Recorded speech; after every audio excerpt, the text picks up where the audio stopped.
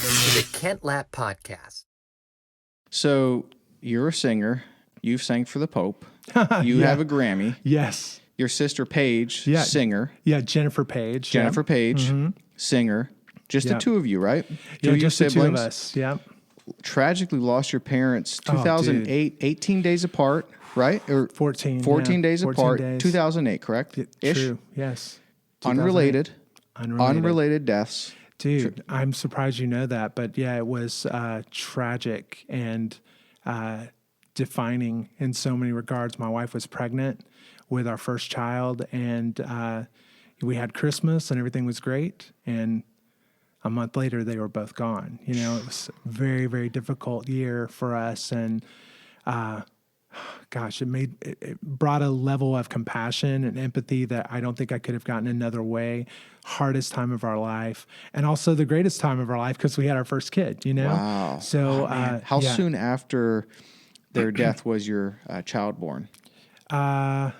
Like 4 or 5 months. Oh, okay. Which was such an insult to me at the time, you know, grappling with God over the grief of that. It's just like, Right. gosh, if it could have just been 4 months later, if you were going to Yeah. do this, if this was going to happen, couldn't this have happened later? Wouldn't that Yeah. have been okay? Yep. But, you know, hindsight, you look back and you go, you know what?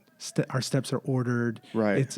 You understand with time why it needed to be the way it was, but Yeah. didn't make it easy. It was very hard. How does something like that shape you? I guess it could have different effects on different people. So how did it shape you? That's a great question. You know, like everybody would say, you feel uncovered. You know, when your parents get removed, you're now in the world and you're alone in the world. I haven't heard that before. Oh, really? No, Well, it was the most instant change is you're alone. Like that person who thought that you were the greatest thing that's ever been, and that person who had your back, like if the whole world turns against you, you can still go home, you know, Right. then you're missing that place now. You don't Yeah. have that place. And so it's awful because you're an orphan, you know, whether you're 13 or 30 or 57, you know, Yeah. you're alone in the world. And that's a terrible thing. Granted, a lot of us are in that situation, so it's common to a lot of us, but it's horrible. Yeah. But the thing that I found that's awesome is that grief of any kind comes with a gift. There is a gift if you will look for it. And that's really what happened. My parents passed. My dad, who was brilliant, people would come to me and ask for my advice, and I'd be like, oh, you know what? You should go talk to my dad about so-and-so, Really? blah, blah, blah, business or life stuff. He's just so wise, and he just always knew how to fix things. Well, then, you know, he's gone, and all of a sudden, people are coming to me, and I found myself saying, you know, my dad would say so-and-so, Okay. my dad would blah, blah, blah, and then all of a sudden, it's just like, no, that's just me. Like, that's just me. Yeah, So I interesting. feel like there was this thing that he cleared a path for me, and that terrible situation cleared a path for me to grow into who I was meant to be. And I wouldn't have done that if I had him to rely on. So I really want to say for anybody out there who is going through it, man, my heart is so with that. It's a terrible thing. But look for the gift because Yeah. it is there. There is a gift. I just can't imagine losing both parents. I lost my dad when I was 10, and I remember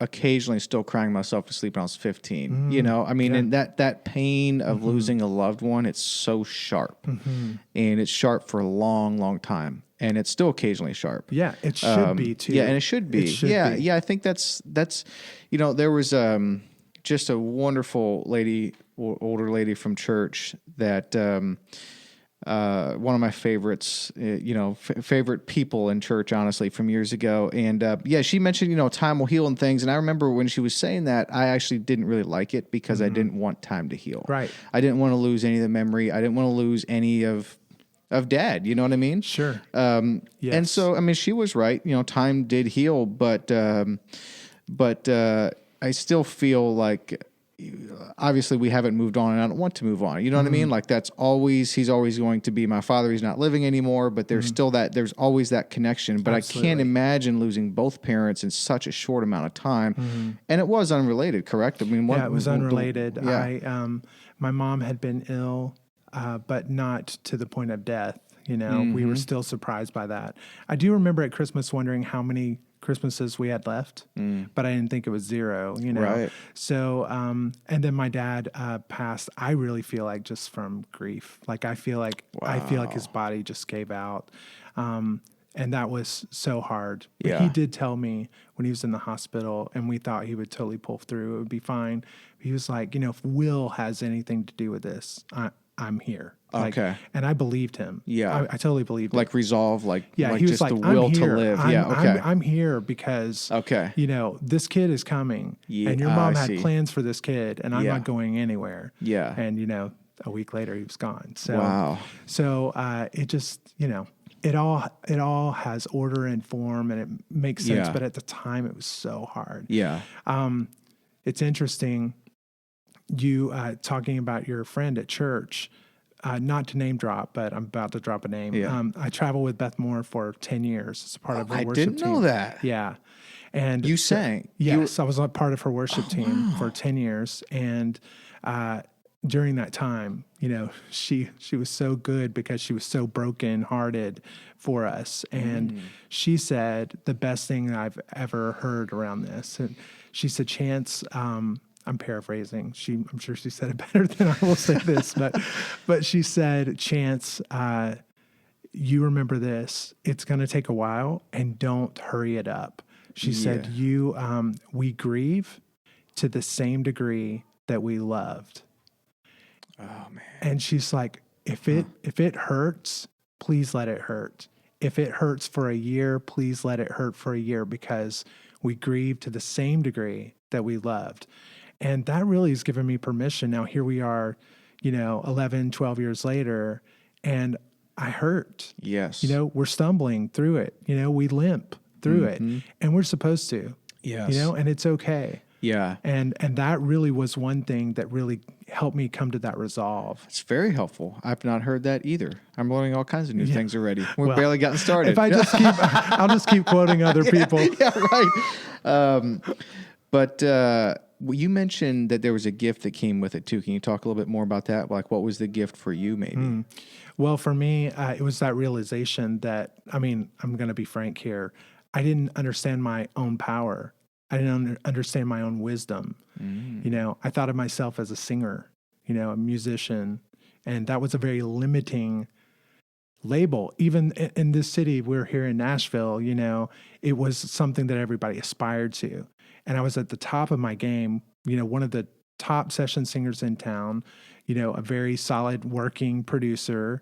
My name was out there. I was winning awards, but it was smaller than me. And I didn't know that until my parents were gone. And then I started like, you know, filling that space in my own life that they had filled. And then filling that space in other people's lives. And then just also other things were going on that kind of pulled me over. You know, artists were coming to me in tears in our sessions, you know, just about things that were unrelated to the work we were doing. And I was able to help, you know? Yes. And so the gift was clarity. Interesting. You know, clarity, expansion. Wow. And I think grief or not, that's available to any of us at any point. But that was the catalyst for me, just to realize that there's more to me than that label that I'd been wearing. And that really is so much of the work that I'm doing now. You know, music aside, grief aside, anything like that, it's just we are limiting ourselves by these labels that we're wearing and we don't even know it. So my whole passion for the last 10 years, very much born of this, you know, born of this realization of my own self, is just that we're all walking around playing it small. We're meant to be bigger than we are, and we are inclined to play it safe, and to protect and to be secure. We crave security so much. But that security that we crave is actually just, it's shackles. Shackles. It sounds like you were close with both your mom and your dad. Had Very a much. great relationship with both. Very much. What were some of the, like, maybe some of the bigger things that they taught you or that you learned from them? If there was just one or two. Oh my gosh, Kent. That's a big question, obviously. That's so good. It's so good. Well, so my father, gosh, there was so much, man. My dad was a risk taker. Okay. I'm Chance. Like, he named me Chance. And Is that why? he named me Chance. Like, as a kid, I was made fun of with my name. It was totally like something to get, swirlied over. Oh, no. Just because it was, very different, especially at that point. At this point, you'll hear some kids named Chance or whatever. Yeah. But it's at that point, it was a very uncommon name. And so people thought it was peculiar, and I was probably peculiar on top of that. So it just, it was just another thing to mock me over. And I was embarrassed because, I was different, and you just don't want to be other, at that age. So it was really cool. I remember one day my dad said, hey, when I was mad at him for my name, and we were talking about that. It's so dumb.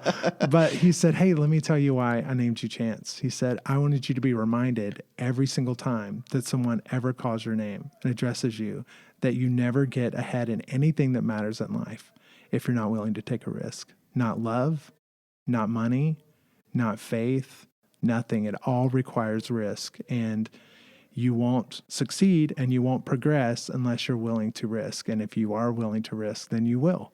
So It was just like, immediately took my name. Like, I love my name. I think everybody should be named Chance. Like, everyone should be named Chance so that we're reminded, because I'm reminded every day, to go out there and risk. 100%. I mean, I'm going to think about that, when your name pops up. Yeah. You know what I mean? It's not even my name. Yeah.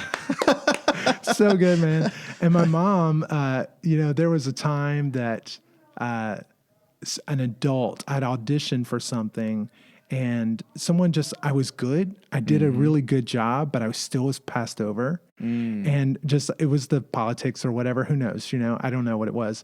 But I had done a good job. And at that point I thought, oh, you do a good job, then you move forward, right? You get it. If you did a great job, if you were the best one there, then you get the job. Right. But I didn't. And it was like, what? Yeah. Life is unfair. What?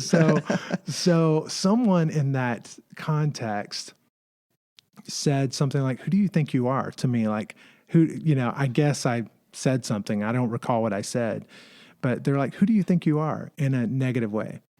And then my mom, taking me back to the car, we're walking back, and she goes, it's a good question. Who do you think you are? She's like, that's the most important question you're ever going to ask yourself. Who do you think you are? Because you will do whatever you think you are. And that's as much as you'll do, and that's as little as you'll do, or you'll do more based on who you think you are, not who she thinks you are. So she's like, you can let that stop you. She didn't see you. She didn't get you. Is that okay? Are you done? Yeah. Who do you think you are? How old were you at Dude, that point? I was in 5th grade. So, Lincoln, you're about to be in 5th grade, right? Or are you in 5th grade? About to be. So you're 10. So you were probably 10 or 11? Yeah. Oh, my kid's goodness. age. I need to go home and say, who do you think you are? Right. Yeah, I'm thinking too. Yeah, totally. Wow. Yeah. Well, your parents sound like they were exceptional great. parents. They were exceptional and just messy. It wasn't like, it wasn't all perfect. Like, they were both just messy, and they came from very messy backgrounds, but they were super cool. Like, just not, I've never known anybody like him, and everyone who knows them says the same thing. Wow. What were their first names?